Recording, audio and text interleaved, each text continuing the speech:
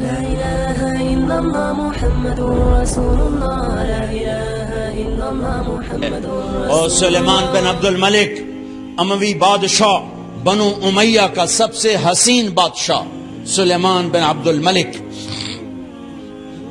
سب سے حسین، 42 سال کی عمر، جوانی. اس کی میت کو قبر کے قریب کیا گیا تو ہلنے لگا تو اس کے بیٹوں نے کہا ہمارے ابا زندہ ہیں. وہ سکتہ ہو گیا ہے، زندہ ہیں. عمر بن عبدالعزیز رضی اللہ رحمت اللہ علیہ فرمانے لگے ارے بھتیجو زندہ نہیں ہے، قبر کا عذاب جلدی شروع ہو گیا ہے. بل عجل اللہ بالعقوبہ، چھپاؤ، جلدی چھپاؤ. عمر بن عبدالعزیز جس تخت پر بیٹھے اس پر سلیمان تھا، اس پر ولید تھا، اس پر عبد الملک تھا. ان تینوں نے اپنے من کو راضی کیا، عمر بن عبدالعزیز نے اپنے رب کو راضی کیا. جب عمر بن عبدالعزیز کا وقت آیا مرنے کا تو انہوں نے بلایا رجا بن حیوہ سے، فرمایا کہ میں نے عبد الملک بن مروان چاچا بھی تھے، سسر بھی تھے، ان کی بیٹی فاطمہ سے شادی ہوئی تھی. میں نے اس کو قبر میں اتارا، کفن کی گرہ کھول کے دیکھا تو اس کا چہرہ قبلے سے ہٹ چکا تھا، رنگ کالا سیاہ پڑ چکا تھا. عبد الملک بن مروان گورا چٹا تھا، یہ جگہ سرخ تھی، کالا. پھر میں نے ولید کو قبر میں اتارا، اس کا بیٹا 10 سال حکومت کی، اس نے 21 سال حکومت کی، اس نے 10 سال کی، ولید بن عبد الملک.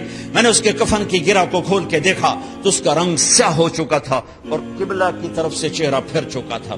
پھر اس سلیمان کا واقعہ تو ابھی سنایا. پھر اس سلیمان کو قبر میں اتارا اور اس کے کفن کی گرہ کو کھول کے دیکھا تو اس کا چہرہ قبلے سے ہٹ چکا تھا. اب میں جا رہا ہوں، مجھے دیکھنا. پہلے تینوں نے حکومت کی پوجا کی اور عمر بن عبدالعزیز نے اپنے اللہ کی پوجا کی. انہوں نے ایک بڑا عجیب خطبہ دیا جب خلیفہ بنے. اے لوگو، بچپن میں شعر و شاعری کا شوق تھا تو میں شاعر بنا. تھوڑا سا اٹھان ہوئی تو علم کا شوق لگا، میں نے علم حاصل کیا. جوان ہوا تو فاطمہ بنت عبد الملک سے عشق ہوا، میں نے اس سے شادی کی. اب اللہ نے مجھے حکومت دے دی ہے، اب تم دیکھو کہ میں اس سے اپنے اللہ کو راضی کروں گا. ہمارے حکمران تو ووٹ سے آتے ہیں اور چلے جاتے ہیں 4-5 سال کے بعد. ان کی وراثت میں حکومت آ رہی ہے اور 3 بر اعظم پر حکومت ہے اور ایسا روب و دبدبہ ہے بنو امیہ کا، کوئی ان کے سامنے سر نہیں اٹھا سکتا. اور یہ بندہ 2 سال 2 مہینے 3 بر اعظم میں زکوٰۃ لینے والا کوئی نہ بچا، 3 بر اعظم میں سوال کرنے والا کوئی نہ بچا، 3 بر اعظم میں ظالم کوئی نہ بچا، 3 بر اعظم میں مظلوم کوئی نہ بچا. لیکن خود کیسا رہا؟ گھر آئے، فاطمہ بڑے اچھے دن گزرے ہیں، اب امتحان ہے، میں تیرا حق نہیں ادا کر سکوں گا. طلاق لینی ہے، میں حاضر ہوں. ساتھ دینا ہے تو میرے اپنے حق معاف کرو، اپنے حق معاف کرو. فاطمہ جیسی عورت انسانی تاریخ میں کوئی نہیں آئی سیاسی لحاظ سے. سیاسی، دادا مروان بادشاہ، باپ عبد الملک بادشاہ، بھائی ولید بادشاہ، دوسرا بھائی سلیمان بادشاہ، تیسرا بھائی ہشام بادشاہ، چوتھا بھائی یزید بادشاہ اور اپنا خامن بادشاہ. 7 نسبتوں سے یہ عورت شہزادی ہے. کائنات انسانی تاریخ میں اتنی بڑی عورت کوئی نہیں آئی. سیاسی. فاطمہ کہنے لگیں عمر، میں نے سکھ کے دن تیرے ساتھ گزارے ہیں، دکھ میں تجھے چھوڑ کے نہیں جاؤں گی. جاؤ، میں نے اپنے سارے حق معاف کیے. پھر حضرت عمر بن عبدالعزیز کی راتیں اور دن کیسے گزرے؟ فاطمہ بنت عبد الملک فرماتی ہیں 2 سال 2 مہینے میں وہ میرے بستر پر میرے ساتھ نہیں لیٹے. انہیں غسل کی ضرورت نہیں پیش آئی. مصلے پہ بیٹھتے اور روتے روتے وہیں سو جاتے اور روتے روتے وہیں سے اٹھتے. پر 3 بر اعظم میں ظالم کوئی نہ بچا، مظلوم کوئی نہ بچا، زکوٰۃ لینے والا کوئی نہ بچا، بھکاری بھیک مانگنے والا کوئی نہ بچا۔ 3 بر اعظم کو ایسے صاف کر دیا۔ یہ فیصل آباد بھی ان کی حکومت میں شامل تھا، چونکہ ملتان وہ بمبئی تک اور ملتان دیپال پور تک یہ سارا علاقہ ملتان میں آتا ہے، اور محمد بن قاسم نے ملتان فتح کیا ولید کے زمانے میں۔ اپنی حکومت کو اللہ کی رضا کے لیے استعمال کیا۔ کیسے استعمال کیا؟ سارے مال فاطمہ کا سارا زیور بیت المال میں ڈال دیا، تنخواہ پہ آ گئے۔ عید کا موقع آیا، بچوں نے ماں سے کہا، 12 بچے تھے، بچیاں 12 بچے بچیاں، ہمیں کپڑے لے کر دو، عید آ رہی ہے، ہر آدمی اپنے بچوں کے لیے کپڑے لے رہا ہے، ہمارے بچے بھی کہہ رہے ہیں کپڑے لیں، جاؤ بھائی لو۔ فاطمہ کے پاس عمر 3 بر اعظم کے بادشاہ کے بچے آ رہے ہیں، ماں جی عید آ رہی، کپڑے تو لے دیں، ابا سے کہیں کہ ابا سے بات کرتی ہوں۔ ابا تشریف لائے، خزانے لبالب بھرے ہوئے گندم کے ڈھیر کی طرح، کہ امیر المومنین بچے کپڑے مانگ رہے ہیں۔ فاطمہ میرے پاس تو پیسے نہیں، میں کہاں سے کپڑے لے کر دوں، میرے پاس تو پیسے کوئی نہیں۔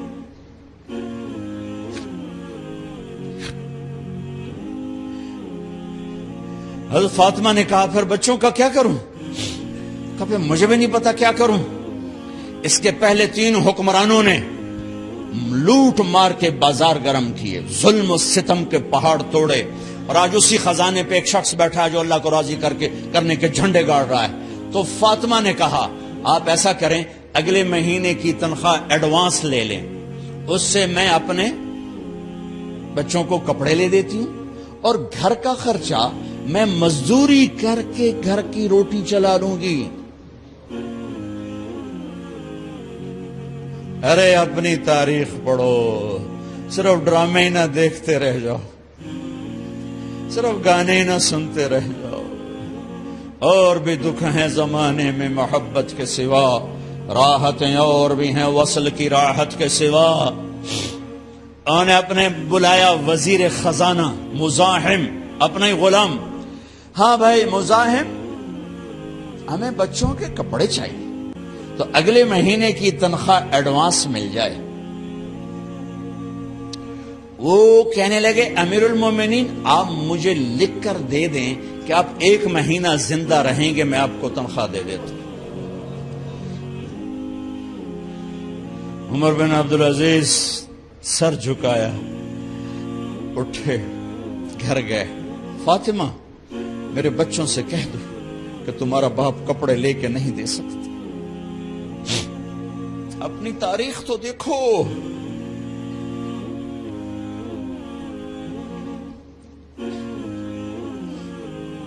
عید کا دن آ گیا، خلیفہ وقت عید کی نماز پڑھاتے تھے، نمازیں بھی خلیفہ وقت پڑھاتے تھے۔ بنو امیہ کا خاندان ملنے کے لیے آ رہا ہے، سارے سرداروں کے بیٹے اعلی پوشاک، اعلی لباس، ملنے آ رہے ہیں۔ تھوڑی دیر بعد دیکھا تو بچے بھی ملنے آ رہے ہیں، امیر المومنین کی حیثیت سے بچے باپ کو ملنے آ رہے ہیں، اور ان کے جسموں پر پرانا لباس ہے۔ حضرت عمر انہیں دیکھ کر ادھر اپنے سرداروں کے بچے دیکھے تو زرق برق پوشاکیں، اپنے بچوں کو دیکھا۔ ارے اس باپ سے پوچھو جو سب کچھ کر سکتا ہو اور پھر مٹھی بند کر لے کہ نہیں میں نے حرام کی طرف نہیں جانا۔ بچوں کو دیکھا تو آنکھیں ڈبا گئیں، آنکھوں میں آنسو آ گئے۔ فرمایا میرے بچوں آج تمہیں اپنے باپ سے گلہ تو ہوگا کہ آج ہمارے باپ نے کپڑے ہی نہ لے کے دیے۔ ان کے ایک بیٹے ہیں عبد الملک، ان سے بھی 4 رات آگے تھے، ان سے پہلے ہی فوت ہو گئے تھے۔ کہنے لگے ابا جان آپ کو مبارک ہو، آپ نے قومی خزانے میں بددیانتی نہیں کی ہے، آپ کو مبارک ہو۔ آج ہمارا سر بلند ہے، ہم شرمندہ نہیں ہے، ہم شرمندہ نہیں ہیں، انسانوں کو کپڑوں پہ نہیں تولا جاتا۔ آج کا میرا دیس کا مالدار اتنا فقیر ہو گیا ہے، اتنا چھوٹا ہو گیا ہے کہ وہ اپنا تعارف کروانے کے لیے 50 لاکھ کی گھڑی لیتا ہے، 6 لاکھ کا جوتا لیتا ہے۔ آج کی بیگم اتنی چھوٹی ہو گئی ہے کہ اپنے قد کو بڑا کرنے کے لیے وہ 10 لاکھ کا ہینڈ بیگ لیتی ہے کہ دیکھو میرا بیگ 10 لاکھ کا ہے۔ ارے میری بہن، تو 10 ٹکے کی بھی نہیں رہی اگر تو نے بیگ سے اپنے آپ کو بڑا بنایا۔ او میرے دوست، تو 2 ٹکے کا نہیں ہے اگر تو 10 لاکھ کے جوتے اور 50 لاکھ کی گاڑی سے، 50 لاکھ کی گھڑی سے اگر تو بڑا بننا چاہتا ہے۔ ارے اس دھوکے سے نکلو۔ برینڈڈ کہاں جا رہے ہو؟ جب تم اپنی ذات میں بے قیمت ہو تو رب ذوالجلال کی قسم تمہاری گھڑیاں، تمہارے بیگ، تمہاری گاڑیاں، تمہارے بنگلے تمہاری عزت کو بڑھا نہیں سکتے۔ ابا جان، آج ہمارا ساڈا ایتھے سر آ گیا، سانو آج ساڈی عید ہو گئی کہ ساڈے ابے آج خیانت نہیں کی تھی۔ آج ہم خوشی سے بلند ہیں کہ ہمارے باپ نے بددیانتی نہیں کی۔ گھر میں تشریف لائے، کہنے کہ فاطمہ کچھ پیسے ہیں، میرا انگور کھانے کو جی چاہ۔ بس فاطمہ رونے لگی۔ فرمایا امیر المومنین، خزانہ تو بھرا پڑا ہے، 1 درہم کا بھی تیرا حق نہیں ہے کہ تو 1 درہم لے کے انگور خرید لے۔ تو تھوڑا پٹھے، فاطمہ میں جہنم نہیں برداشت کر سکتا۔ او میرے بھائیو، جو دن رات سود میں پھنس چکے ہو، جو دن رات جوے شراب میں پھنس چکے ہو، کیسے اللہ کے سامنے سرخرو ہو کر کھڑے ہو گئے؟ فاطمہ میں جہنم نہیں برداشت کر سکتا۔ نہیں،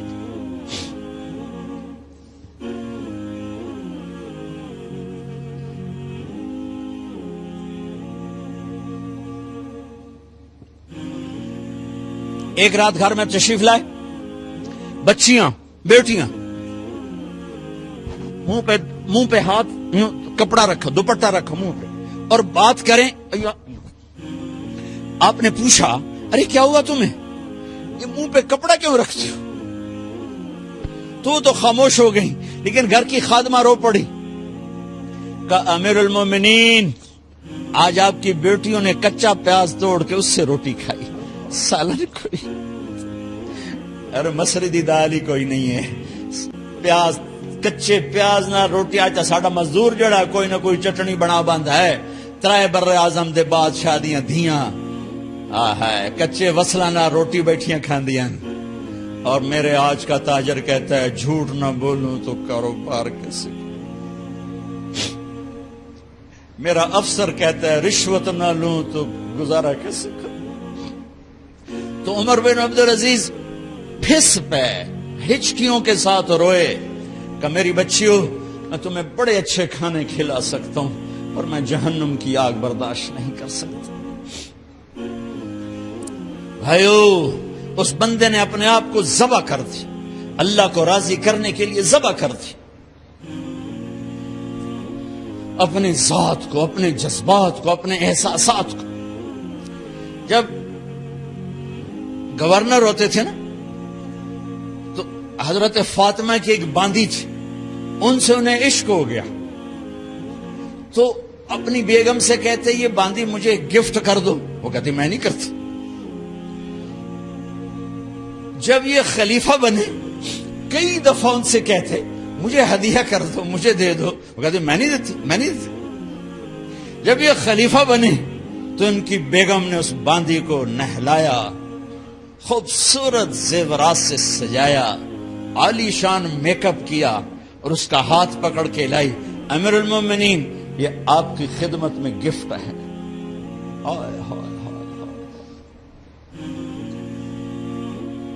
اس کو یوں دیکھا، فرمایا کہاں سے آئی تھی؟ کہا جی عبد الملک نے کوفے سے مجھے زبردستی اٹھوایا تھا۔ تو 2 آدمی بلائے، کہ جاؤ اسے اس کے مالک کے پاس واپس بھیج دو. وہ کہنے لگی این وجدک علی یا امیر المؤمنین. امیر المؤمنین آپ کا عشق کہاں گیا جو میرے ساتھ تھا؟ تو عمر کی آنکھیں بھر آئیں. کہا وہ پہلے سے بھی زیادہ ہے لیکن تمہیں اللہ کے لیے قربان کرتا. میں اپنے عشق کو اللہ کے لیے قربان کرتا. ہاں اب اللہ نے صلہ کیا دیا. جب انتقال ہوا ہونے لگا تو بلایا رجا کو, جو میں بات پہلے چھوڑ کے ادھر ان کی تھوڑی سیرت بتائی کہ رجا اب میں مرنے لگا ہوں. عبد الملک کالا ہو گیا تھا, ولید کالا ہو گیا تھا, سلیمان کالا ہو گیا تھا. یہ کیوں کالے ہوئے تھے؟